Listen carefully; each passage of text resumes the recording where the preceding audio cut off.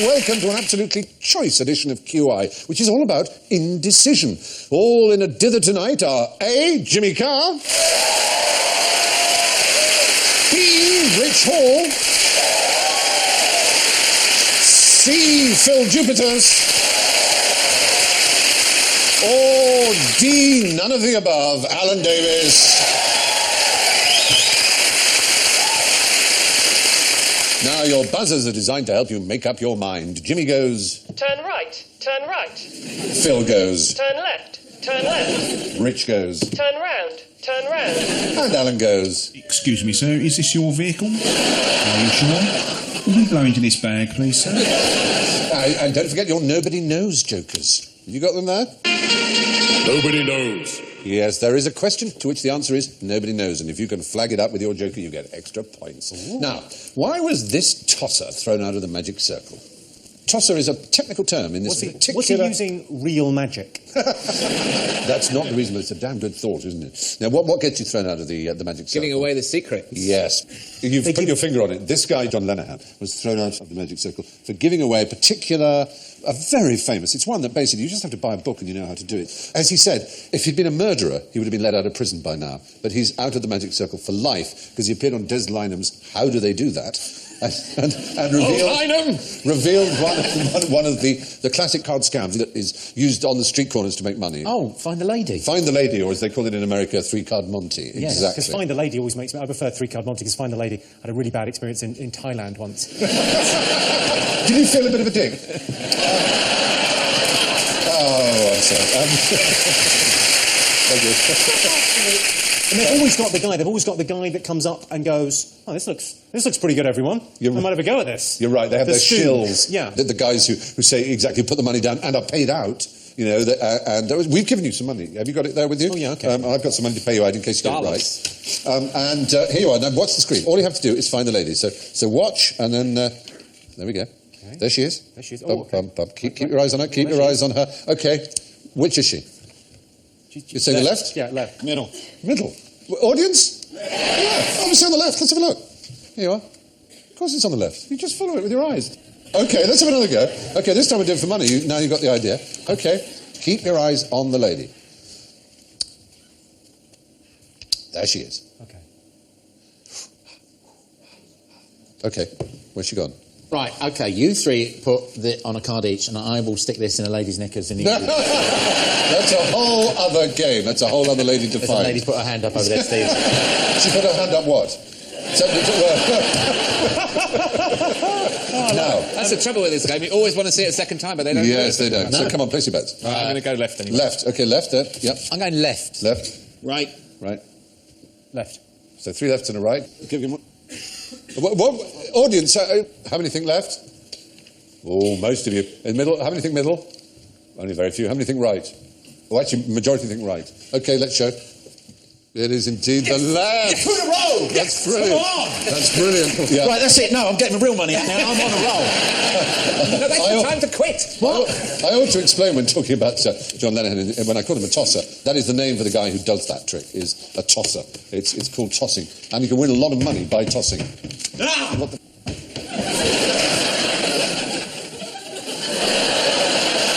I think somebody thought it was real money. Anyway, interesting. OK. What the hell was that? We'll find out, maybe or maybe not. OK, so... I'm not in on that. I just want you to know. Anyway, John Lenihan was expelled from the magic circle for exposing the secret of Find the Lady on television. Although the real secret is that even if you do choose correctly, someone is actually likely to run off with the money anyway, because that's the way they work. Now for something beginning with I that you wouldn't choose in 100 years. Who expected the Spanish Inquisition? Was it... No. We all know, according to Monty Python, nobody expects the Spanish Inquisition. But in fact, They couldn't have been more wrong. Was it the Ku Klux Klan? Because those two fellas... It's true, they did I thought that was the Pet Shop Boys. That's one of their best videos, actually. It's very moody. The fact is, the Spanish Inquisition always gave you 30 days' notice. They said, we're coming to inquisit you, or whatever. Hello, is that Mr. Rabinowitz? It's the Inquisition here. How are you? Listen, we're going to come round, we're going to pull your balls out through your mouth. We're in the area. Yeah. But only for the next 30 days. Yeah. Take advantage. So they gave you 30 days. Sound like TV license ban. They gave you 30 days to prepare your case and prove that you weren't a heretic. So you had to wait around the house all day. Yeah. You'll be there between 8 and 5. Or get a priest. Yes, exactly. Or say, sorry, torture my neighbour, I won't be in. He'll take my torture for me. No, it is a surprising thing, perhaps. But the Spanish Inquisition, when was it instituted? Can you it went on for 350 years. Give me a century as to when it started. 1483. I can tell you when it... Bloody hell, that's close. Did you just say 1483? Yeah. Is that a guess? See if I'm right. It was 1478, but that's, I mean, it's 5 years. That's very close. Well, in the beginning, they called and they were coming around in 5 years. So in 78... But you're actually right. It was the Spanish who took it upon themselves to have their own Inquisition. There was a papal Inquisition, but they wanted to take it upon themselves to have their own. It was an anti-Semitic piece of legislation, essentially. It was because they doubted that Jews who had to convert to stay in Spain, they doubted that they actually really meant it. And it was under these rulers of Spain at that time, who were, of course, Ferdinand and Isabella. Wow. Yeah. She's a dog. You know what, she wouldn't mind you saying that. She would take it on the chin. Hey! I went to a museum of torture in Spain. Did you? And I thought, I didn't know anything about it, but I imagined that the Spanish Inquisition was an awful few years. Yeah.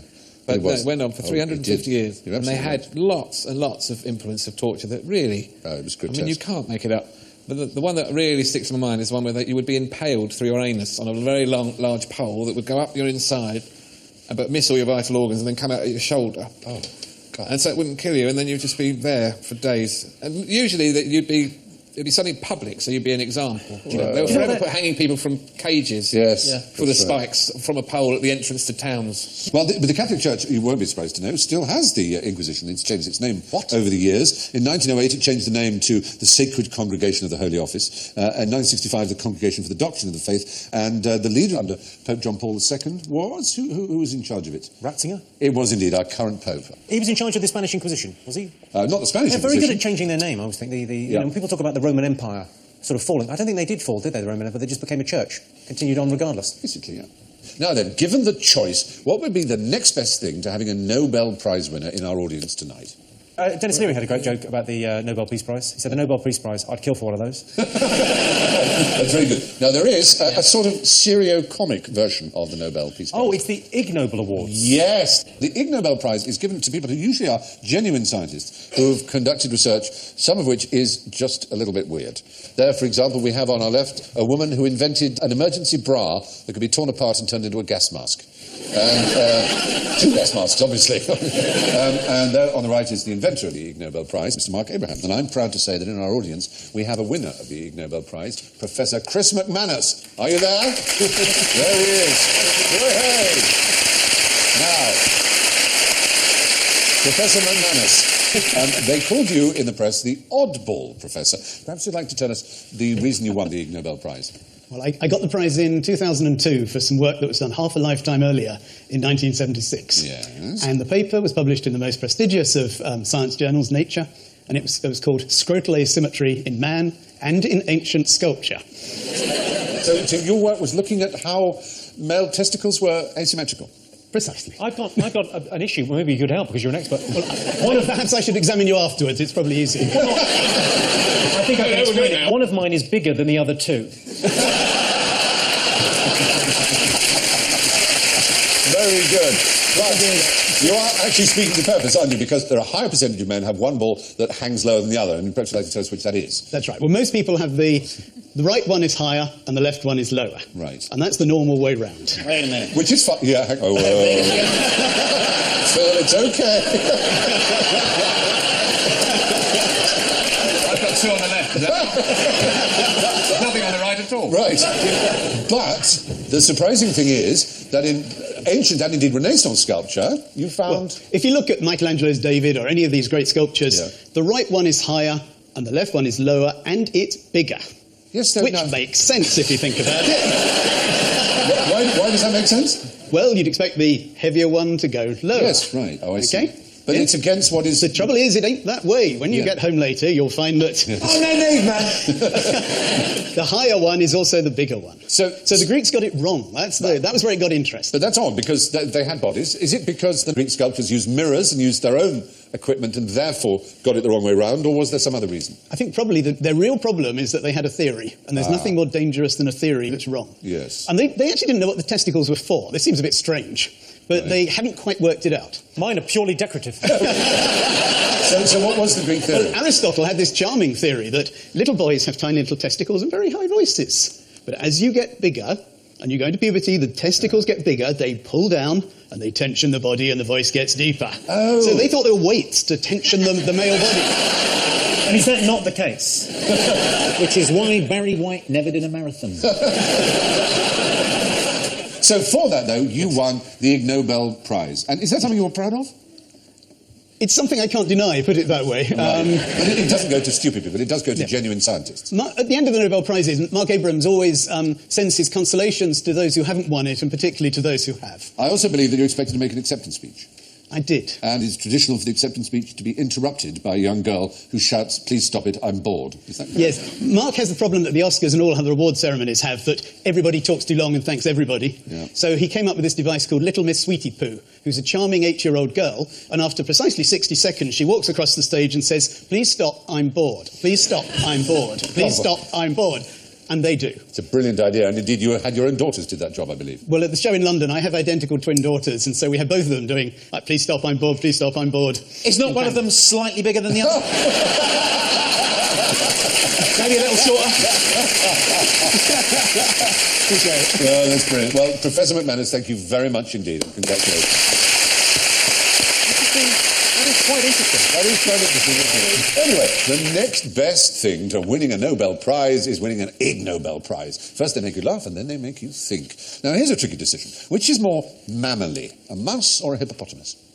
More mammally. Right. Yeah. So is this which one has got more breasts? Because that mammal is... It's about the way we decide, because indecision is our theme today. It's that if you give people tests about categories and you show them certain kinds of items that fit a category, say you're doing the fruit category and you show them an apple and a pear, they'll instantly go fruit. But show them a fig and a raisin, they'll take a bit longer. Show them a pumpkin and an olive, they'll take a lot longer, because are they fruits? And it's the same with mammals. People will instantly say a mouse is a mammal. The hippopotamus, they'll go, "Oh, it's sort of wet and slimy. Oh, of course it's a mammal." It just takes that bit longer. I think if I was to stage an all-mouse production of West Side Story... The way this is set up, though, does look like the hippo's sort of sneaking up on the mouse. It does a bit, doesn't it? Couldn't we Photoshop a Rizzler in that mouse? Should I be really sort of nerdily myself now and say that really you shouldn't say Rizzler? Do you know what you should say? What should you say, Stephen? Well, it's French, and riz is the French for rice. Yeah. And the company that makes it is La Croix. And you may notice if you see a Rizzler packet, sometimes you might have torn the top part off. Why, Stephen? For some reason you might need a spare piece of cardboard. Yeah, just to drop the number down. Drop someone's email address, exactly. Yeah. So, but you'll notice it says riz la, Rizzler, we think, and then there's a big cross. And the company is La Croix, which is the cross. And it's rice, the cross. It's rice paper made by the cross. La Croix. La Croix is the name of the company. Stephen, when I get to Glastonbury, I'm going to be talking about that for 9 hours. See, look there, right? Look. Cross. Look. Know where the cross was. I tore that bit off. Well, I'd like a fajita. Anyway, I can see I'm boring you. Here I am. Not until we get an 8-year-old girl running in front of you. There you are. Bring on the twins. One way to tell if something's a mammal is to check whether it has nipples, which reminds me a piece of I for Irishness. What do you call an Irishman with no nipples? That's Richard Harris, of course. In A Man Called Horse. God. Man Called Horse. It's a great movie, isn't it? Things. It seemed extreme when I first saw that, but now there's guys in Camden Town that have that done. Yes. Yeah, that'd be an Edinburgh show now, wouldn't it? Yeah. Part of the festival. He deserved 10 times worse than that for writing MacArthur Park. Oh, yes. Cake left out Yeah, in the rain. someone left the cake in the rain. Who cares? My nan left the cake out in the rain. It would have absorbed all the rain. She made a very dry cake. He didn't actually write, to be fair, to Richard Harris.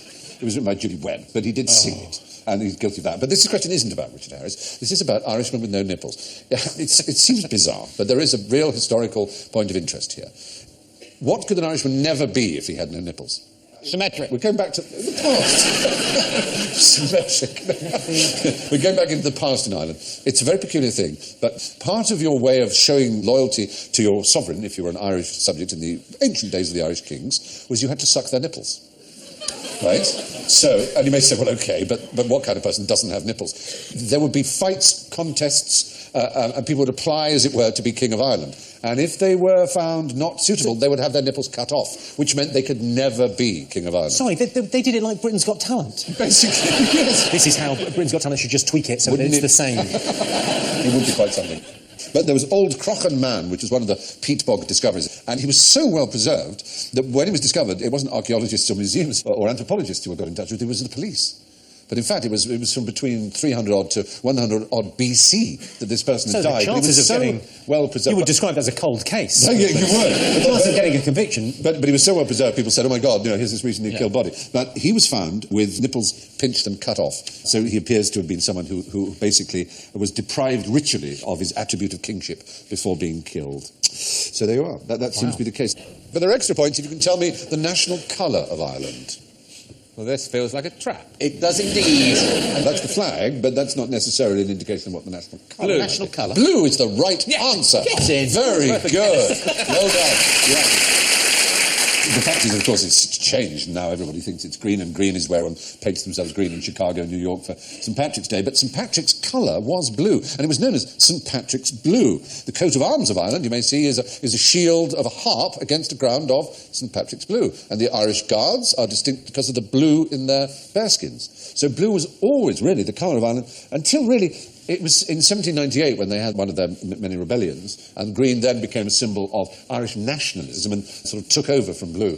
Sucking a king's nipples was a gesture of submission in ancient Ireland, so if you lost yours, you couldn't be king. Now, you've got a big decision coming up in 40 minutes' time, imagine, okay? So, what's the best thing you can do now to ensure that you make the right choice? Just make the decision now.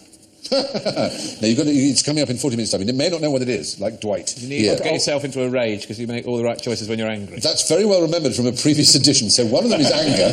Anger, it's true, apparently you make better decisions when you're angry. I'm giving you a clue. You give me a clue? Have some water. Yeah, have some water. Lots of water. Lots and lots of water. Drink lots of water. Yeah, so that in 40 minutes' time... You'll be in the loo and you won't have to make the decision. Oh, no. Bizarrely, no. In 40 minutes, you'll be popping to go to the loo. And that's apparently when we make our best decisions. When we need a wee. Shut up. Yes. Shut up. It's true, girlfriend. Shut up. Absolutely. The last sort of big decision I made when busting for a piss was to pull over and take a piss by the side of the road. Well, yes. That seemed like the best decision I ever made, but it happened. If you're given a serious decision to make, it seems that for some reason it somehow allows you to make clearer decisions. Do you know why I think it is? I think it's probably right, but I think it's the conscious versus the unconscious mind. I think your unconscious mind is the smart bit, and the answers kind of bubble up when when you're trying to remember something. Absolutely. It's to not try and concentrate on that thing, to try and distract yourself, and sometimes it just bubbles up more organically. Absolutely. Whereas actually when you try and focus on it, and actually when you need a pee, that's all you can think about is needing a pee. I think and then that's suddenly right. Or the answer to the crossword clue pops into your head, exactly. I'm going to try and nail the general ignorance. I think I'm definitely going to do a Celebrity Mastermind now. You should. Just 20 bottles of Evian before I go on.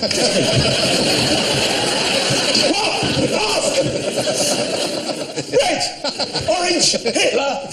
I'm going to go, John! Red, orange, Hitler. I'm trying to think what that would be. What is your specialist subject? Painting. Oh, love it. Fair enough, good one. So, now, according to the father of history, who was Herodotus, the Greek historian... Surely there hadn't been much history. Surely back then it was... I mean, when he's talking about it, it was, 2 weeks ago. Has he got his hair woven into his beard? It does. It does all one piece, doesn't it? Father of hair. Yeah, that's but he wrote of the Persians that when they wanted to make a decision, they made a decision drunk and then reviewed it when sober. And if they both tallied, they thought it was right. Or they made a decision when sober and then reviewed it when drunk. And he said also, as if shocked, he said, to vomit or obey natural calls in the presence of another is forbidden among them. And it's like, gosh, Persians are really weird. They don't pee and poo in front of each other. I think that says more about Greeks, which Herodotus was. But he was surprised by that. Don't you think it's odd? Does he mean that they go behind a tree, whereas the Greek will go in front of the tree? Yeah, or in front of each other. That's the point. The Romans used to sit around chatting, didn't they? Yes. I've seen the toilets in Pompeii. They just used to sit there, what? Yep. Next to each other. Yeah. And why not?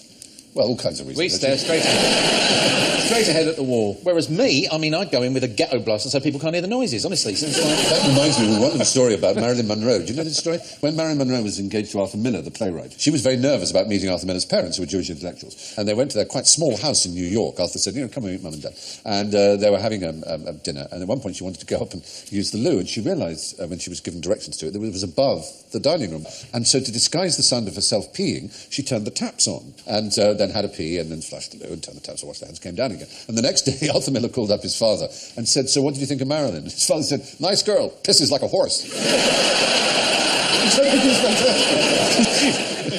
Wow. Now, what big decision did the driver of the number 78 London bus have to make in December 1952? Turn right. Oh, yes, Jimmy. Coronation is all I know about 52. Ah, yes. The Queen didn't get the bus, did she? No, she didn't. You might, if you were bus users, know where the 78 bus goes. It's... doesn't go Tower around my Bridge. way. No, is that where? Tower Bridge. It does. He had to jump the bridge. Brilliant. He had to jump the bridge. It's like...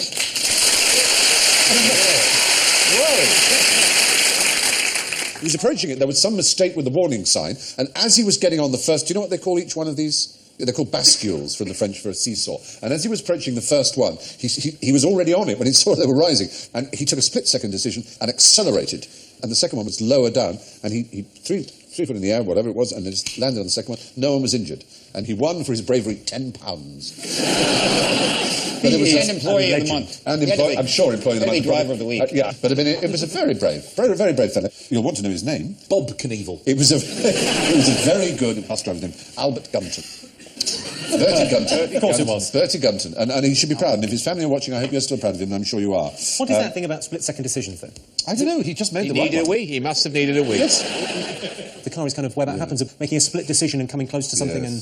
I know it's weird when that happens, isn't it? Of course, I mean, there are two answers to that. One is there may be something small you've seen that you just can't remember. And the other is you wouldn't be able to tell the story if you'd got it wrong and you'd been dead in a crash.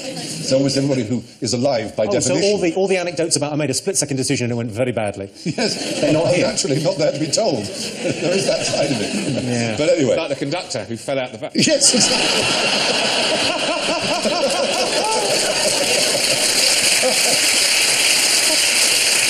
The one thing we can say... As he falls into the Thames. Gunter! One thing we can say with confidence, Boris, is that wouldn't have happened with a bendy bus. No, but the brilliant thing that would happen with the bendy bus, Stephen, is that it would go between the two things of the bridge, and then the bridge could play the accordion. It never occurred to me. Never occurred to me. Now, if one or other of these identical twins committed a burglary and you had eyewitness reports, DNA and fingerprints, how could you get a conviction? Turn left. Yeah. Waterboarding. I may have to refine that. Turn right. It's even simpler than that. It's twins. Yeah. It's the evil one. We have to be legal, so waterboarding's out. But they're identical, monozygotic twins. In other words, their DNAs. And what have we got? We've got DNA. Yeah, you've got fingerprints, you've got eyewitness reports. Are fingerprints the same in... No, that's the point. Fingerprints are very, very, very similar, and you have to be a heck of an expert to be able to detect the difference. But in a court of law, you can demonstrate the Stephen, difference. is this a real question, or did you forget to tape a CSI last week? No, it's a real question. It's a real question. There have been, indeed very recently, here's a case, just January 2009, $6.8 million worth of jewellery was stolen from the Kaufhaus des Westens, which is one of the great department stores of the world, one of my favourites, in the Kurfürstendamm in Berlin.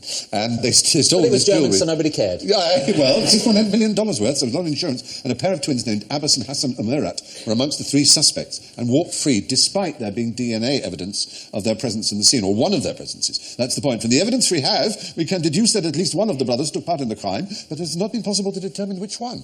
So you can't imprison both just because one of them did it. That's the point. What happens with conjoined twins, then? That has happened as well, because in the case of the original Siamese twins, one of them was rather a drunkard and committed an offence, but couldn't go to prison because it would mean imprisoning the other one. So they got away scot-free. Now, identity parades, fascinating things. As you know, you are a suspect, and the police are supposed to get people who look vaguely like you, all wear the same clothes, line them up, and an eyewitness says it was number 3 or whatever. Anyway, nowadays they use something called VIPER. Do you know about that? VIPER? VIPER, it stands for Video Identification Parade Electronic Recording. Because, as recently as 1997, South Yorkshire police had a suspect who was 6'3", 16 stone, and black. And they couldn't find anyone of a similar description, so they got a makeup artist to black up a group of white men, not including their hands. And unsurprisingly, the eyewitness chose the genuinely black person. Well, these days they have all kinds of identity parades, but the old type that we're familiar with is nowadays not regarded as reliable. And there are reasons for that. And we might even be able to demonstrate what those reasons are, because earlier in the show, you may remember, a rascal ran across the set and stole some money straight from my hand. You all saw it happen. You apprehended him. Can you pick the culprit from this lineup? We've apprehended him, and we've got some others to see if you can find out who it is. OK, here they are, 1, 2, 3 and 4. So, was it number 1, stealing our money?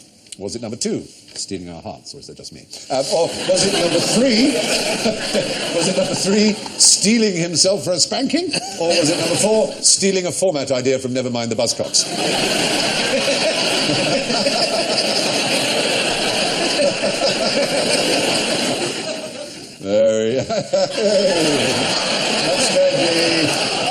Very good control from our ID parade here. So, I'm going to ask each one of you to give me a number as to which you think it was. You all saw the moment, or at least very briefly, which is how crimes are committed. Phil, you're going to give me a number, 1, 2, 3 or 4? This isn't fair. Phil's had much more experience in this That's game. true. Phil's built a career on this game. Yeah, he knows which one is in the kooks. I think number 2 is stick a bass player in there for me. So it was fleeting, wasn't it? It was fleeting. 2. Number 2? Alan, I'm going 1. 1, 2 and 1? 2. 2? it's number 1. Number 1. OK, so we're split between 2 and 1. Those of you in the audience who think it's number 1, raise your hand. That's quite a fair number. Those of you who think it's number 2... You probably had a better view, actually, didn't you? Oh, that's quite a lot, too. You did all have a better view. Those who think it's number 3... Few of you think it's number 3, and those of you think it's number 4. Again, a few of you. With the real thief, please step forward. Wait a minute. They were number 2. Well done. Well done. Very good. Very good indeed. So thank you all for our lineup, including the 3 innocents. Can I just... I got that wrong. I said number 1, and it was actually number 2. But when I saw number 1, I instantly thought...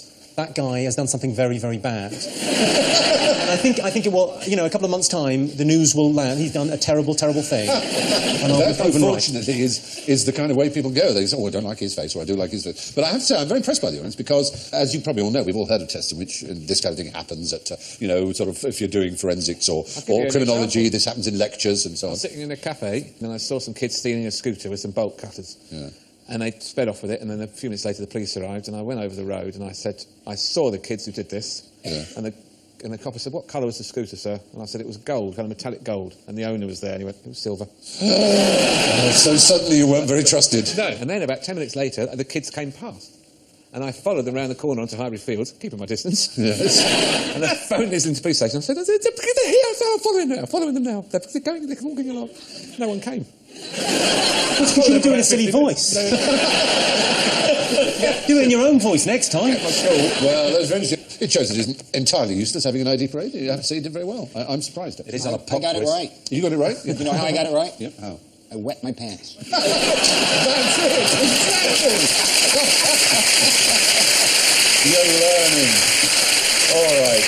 It is more difficult than we think or realise to pick a suspect from an identity parade, although our audience and half our panel did very well. And now to the moment when I'm afraid you have no choice at all. It's general ignorance, so fingers on buzzers, please. And remember, we haven't had our nobody knows question yet. Oh. Who was the first person to go round the world in 80 days? Turn right. Yeah. Michael Palin. It's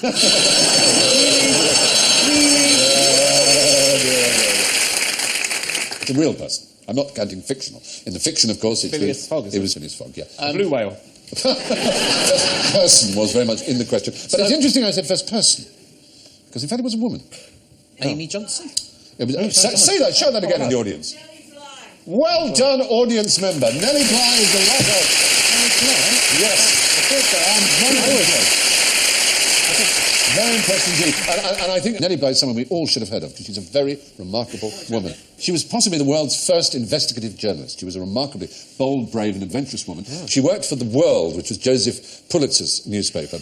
In 1890, after the astonishing success of Jules Verne's novel Round the World in 80 Days, Joseph Pulitzer decided that he would try and get someone genuinely to go around the world in 80 days, which hadn't been done yet. And he awarded the role to one of his journalists. And Nellie Bly said basically, if you don't give me the task, I will leave the world and go to another newspaper. And so valued was she that he said, well, OK, you've got the job. And she did it in 72 days, which is pretty damned impressive.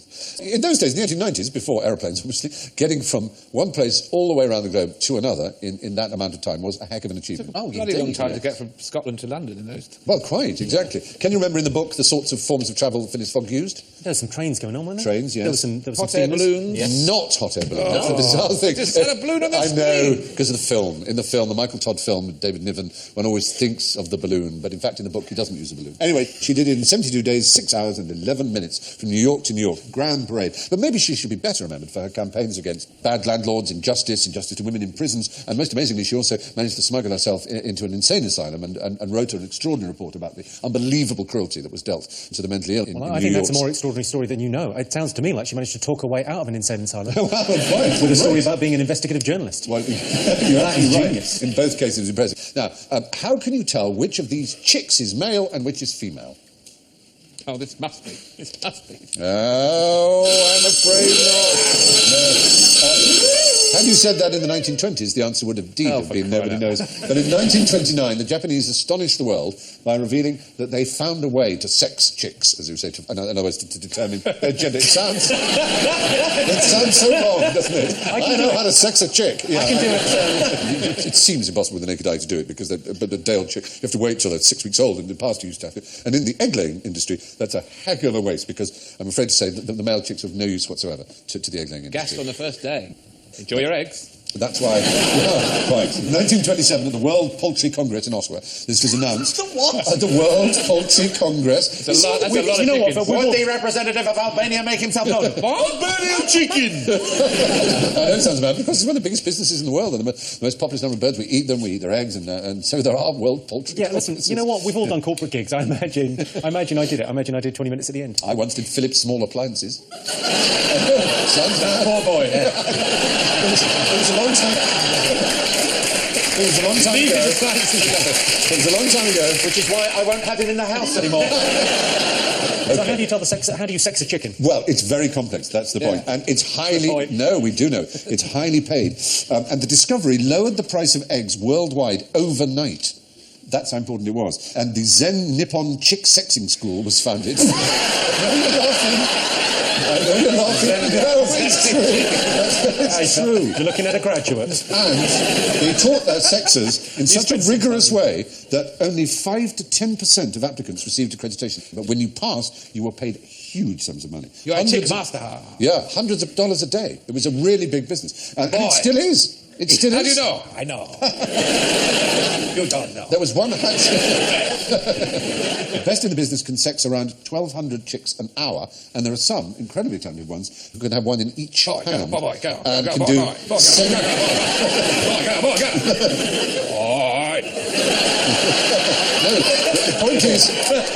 the point is you pick them up and you just go like that, pop them in bins. Girl bin, boy bin, girl bin, boy bin. And you can do 1,200. So something to do with the weight? No, it's not. They do a slight squeeze. They do a slight... You won't like this. They do a slight squeeze. And if they go, ow! That's not... If they go, steady on, it's a boy. They have a cloacal tract, which is their reproductive and their excretory tract. And there is a slight difference in the ridges and bumps, sort of innies and outies that they have. So you do a slight squeeze. If it's too big, you throttle them, or the outie becomes an innie. So it's a real skill. This is something I vaguely knew about growing up in Norfolk, because in Norfolk there is a community of Vietnamese turkey sexers who live... I know it sounds bad. I can never watch Platoon again. You've ruined Apocalypse Now for me. I'm sorry about What that. sexy chicken? You tell me now. This is this. I know it sounds... They live in tunnels under the fence.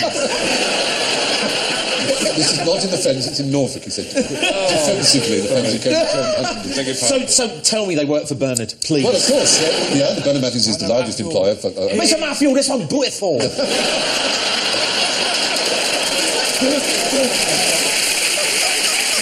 All right, chicken sexing is a fine art these days. Now, the sun rises roughly in the east, as we know, and sets in the west, but what does the moon do? Where does it rise and what direction does the moon... Which moon are we talking about, Stephen? This show is getting tough. Wow! Goes the other way on. The opposite direction. Yeah.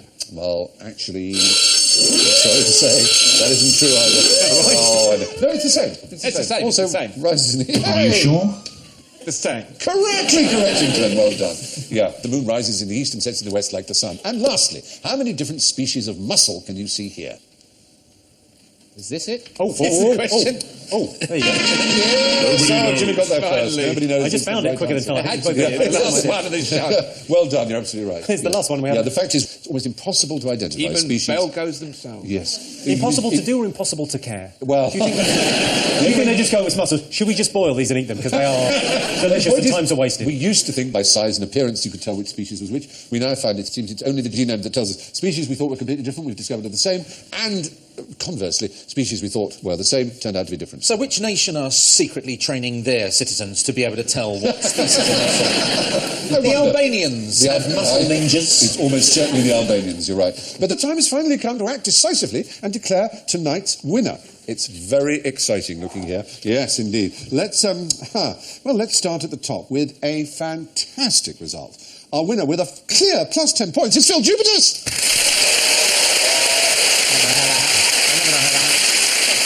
In a rather surprising second place with 4 points, it's the audience. Congratulations.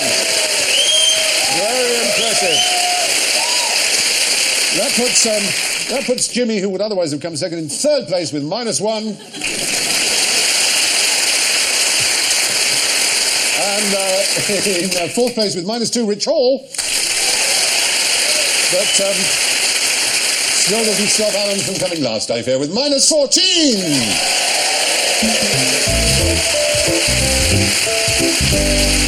So it's thanks to Rich, Jimmy, Phill and Alan, and I leave you with this tale of choice in Soviet Russia from comedian Yakov Smirnov.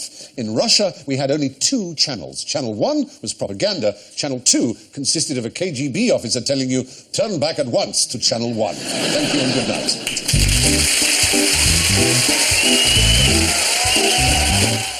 Next this evening here on BBC HD, stay with us for our Saturday night movie. Michael Sheen and Kevin Bacon star in Frost Nixon.